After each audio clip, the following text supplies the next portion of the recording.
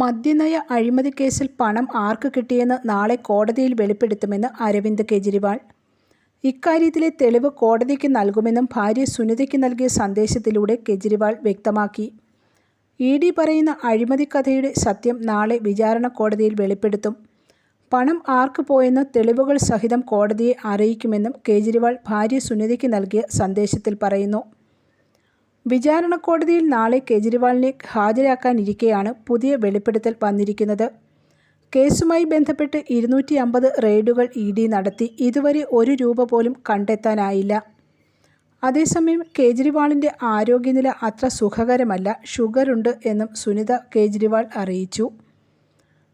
തൻ്റെ ശരീരം മാത്രമാണ് തടവിലായിരിക്കുന്നത്. ആത്മാവ് ഇപ്പോഴും എല്ലാവർക്കുമൊപ്പമാണ്. കണ്ണടച്ചാൽ മതി തന്നെ തൊട്ടരികിൽ അനുഭവിക്കാമെന്ന കെജ്രിവാളിൻ്റെ വൈകാരികമായ വരികളും സുനിത കെജ്രിവാൾ വാർത്താസമ്മേളനത്തിൽ വായിച്ചു.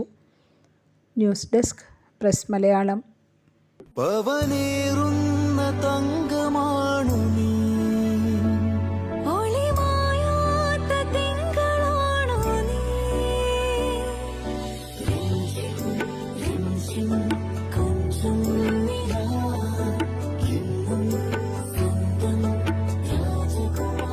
Be a Rajakumari.